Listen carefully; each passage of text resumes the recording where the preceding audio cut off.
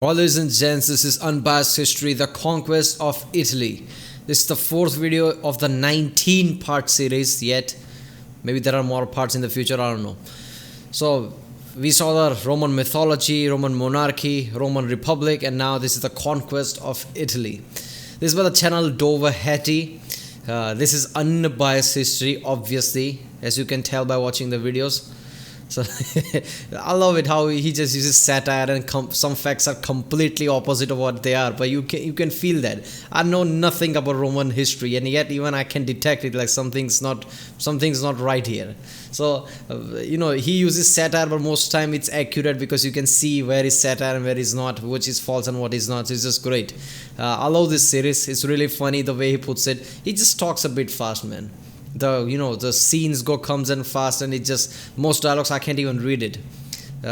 He talks fast sometimes. Last video I played it at 0.75 speed, so maybe if this video is fast, some people said that he's gonna slow down. So if this video is fast, I'm gonna put it to 0.75 speed. But let's watch it. This is apparently Conquest of Italy, so Rome's gonna dominate Italy now.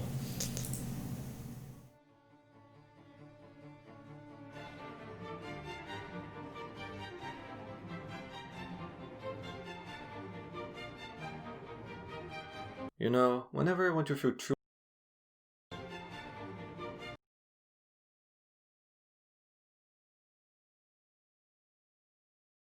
Yeah, it's changing. Look at that. Audio is a bit slower. Put less dialogue in the clips. Now the artists who like to read everything can feel better. Yeah, that's me apparently.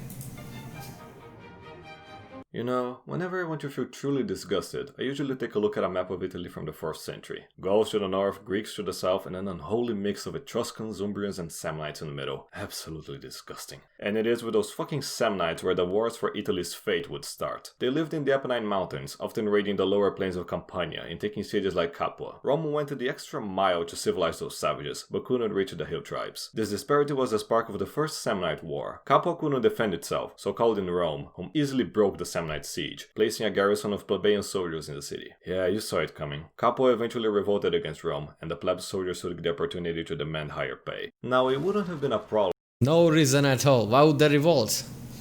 They are the one who was asking for help, and now they're revolting. Bunch of a-hole, aren't they? Had you not started a Latin rebellion with it. The Romans were forced to stop the war, rushing back home and crushing the Latins near the Vesuvius, using the Samnites as meat shields at that. If you're asking how the Samnites could be dumb enough to accept this, it is because you haven't met one. With peace restored, the Romans began granting citizenships left and right to the Latins, using them to build colonies for the Alright, I'm pretty sure about Samnites there is more to the story, but I don't know. Since I don't know Roman history, I don't know. Were they stupid like he said, or was that one of those jokes? south, even crossing the border with Samnium. They wouldn't stop complaining over it, but the Romans couldn't give two shits about it. And then we have Neapolis, a Greek colony, in case you were wondering why it's such a shit city today. Itching for war, the Samnites placed a garrison in Neapolis, agitating it to attack the Roman colonies, thus starting the Second Samnite War, getting us to the first Roman hero of today, Quintus Fabius Maximus Rullianus. He led his men to victory in Samnium, while Neapolis fell to Rome and the consuls led the legions further into enemy territory. Getting so wrecked in the war, the Samnites started pleading for peace. And just before the consuls could respond, they were surrounded, stuck within the Apennine Mountains. The Romans tried carving their way through, but the endless hordes were too much. To save their men's lives, the consuls surrendered. The Samnites relished in their deceitful victory, stripping the Romans of their weapons, walking them under the yoke, and taking their lands. With such a humiliating defeat, it was time for a change. So far, the Romans had used the phalanx, invented by their Trojan ancestors, but it wouldn't do anymore. With the unparalleled intellect of Rome's greatest minds, they substituted the phalanx with the brilliant maniple system. Now, the legions were divided into 120 men-strong maniples, organized sparsely to better navigate rough terrain. In front lay the hastati, the official plebeian meat shields. At the center, the principes, where the experienced patricians put up their real effort. And behind were the veteran triarii, the elite alpha males, used only when truly needed. Now, back in the war, the Romans were attacked by the Etruscans, whom were promptly... Damn, that's really effed up. That puts the plebs in the top line so they can just die and, lessen the blow. Is that it? That's so effed up, man. obliterated by Rullianus. The Samnites in turn were all kicked out of Campania, suing for peace. Rio this time. Victorious once more, the Romans cemented their victory by building the Appian Way, a road that led to Rome, the first of many. But success does breed jealousy, lots of it, equally shared by the Samnites, Etruscans, Umbrians and Gauls, all uniting in a coalition to make Rome burn again. Camillus might not have been around anymore, but you know who was? Cornelius Scipio Barbatus, the first of many as well. Admittedly, this one didn't do too much. Him and Fulvius did kill some barbarians, but it's the next year's consuls who get the real fame. Back to Flavius Maximus Rullianus and his friend Publius Decius Mus. Rullianus did his specialty, devastating the Etruscans, while Decius did the same with Samnium. The war culminated in the Battle of Sentinum, where Decius and Fabius led the legions against the barbarian coalition. The Romans charged furiously at the enemy, barely using their prickly pace. As the battle raged, the left flank began to waver against the ceaseless Gallic spam of chariots, being too cowardly to actually fight on the field. Seeing the danger, Decius led a suicidal charge against them, sacrificing himself to buy time. Given the opportunity, Fabius sent half of the Triadi to save the left flank, and the other half to rout the Samnites. As they fled the field and the Romans set pursuit, Fabius sent the Triadi to surround the Gauls, slaughtering them all, retribution for the sack of Rome, which will only be fully avenged in the centuries to come. Oh, how I wait. Triumphant a third time, Rome annexed all of central Italy, now the master of the Man, the Romans were really powerful, weren't they? They just came there, and just dominated entire Italy. They were massively outnumbered too from the looks of it. And they dominated everybody, damn. peninsula, with two exceptions, those being the Gauls up north, whose time will come, and the Greeks down south in Magna Graecia. The resulting few years of peace ended soon after, for while Rome was mediating a dispute in a Greek city with their navy, Tarentum completely chimped out and attacked them, over some ancient maritime treaty or some bullshit excuse. Sure. Oh, so now Romans and Greeks gonna go to war, huh? Aren't the Greeks powerful by this point? Or was Rome too powerful for Greeks? That's what. Really, the Greeks in Tarentum weren't stupid enough to deny paying the reparations, right? If you're asking that, it's because you don't know one. Sure enough, war it was, and Tarentum immediately pleaded for help from mainland Greece. Now, I won't waste your time with the utterly insane shit-flinging mess that was Greek politics by then. Safe to say, there was a kingdom called Epirus, led by a Greek king named Pyrrhus. He had 20,000 Greeks, 20 Indian war elephants, and nothing to fucking do. So when he heard Tarentum bitching, off he went to Italy. The tricky thing is that Pyrrhus' army was all equipped with top-notch equipment that they looted. Alright, there might be a joke about, he wasn't doing much and he has an excuse to killing people. But there were lots of, generals and emperors like that. Just need an excuse to go to war so they can feel more important, I guess. So that's not much of a joke, apparently that's a reality.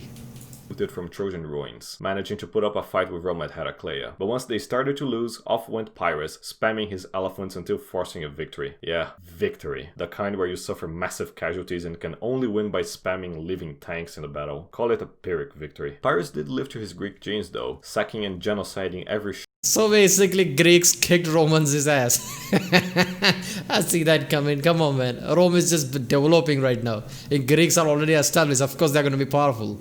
Romans are basically descendants of Greeks in a sense, and Greeks are already established in many places, so obviously they're going to be militarily powerful, more powerful than Rome. I'm pretty sure there'll be a time where Romans are way powerful than Greek ever was. I don't think it's now. Shred of civilization he could on his way to Rome. He took one good look at the Servian walls and fucked off to Ascalon, where he met with the Romans again. He was about to lose, but then spammed his elephants and forced a retreat. At least he admitted this time that one more such victory and they were fucked. Maybe that's why he decided to fuck off to Sicily. No one really knows. Killing Greeks was simply much easier, I suppose. He did fight Carthage while over there, but I'll save my hatred towards them for the next video.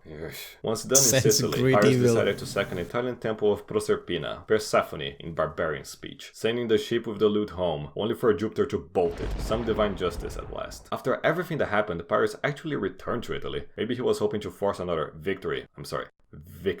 But his cheese strats were already figured out, getting kicked out back to Greece. Victorious, fifth time? Yeah, the Latin word counts. A fifth time, Rome annexed the Greek lands of Magna Graecia, now bringing civilization to almost all of Italy. Quite a bloody chapter in Roman history, but you've seen nothing yet. For the next time, we will cover the Punic Wars, where Dido's curse goes into full effect.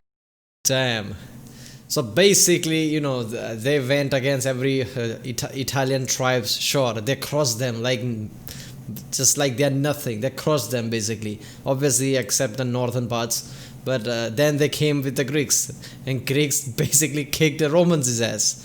and then apparently there's supplies and shipment that sank and they had to retreat or something, who knows. So yeah, that makes sense, man. Greeks were powerful at the time and Romans are basically developing. So now the Punic Wars and basically Rome. I'm more fascinated. I'm always been more fascinated, like Greek at his prime and Romans at his prime. Who were the more powerful? I feel like they were Romans, since they were around for too long. Their resources were vast.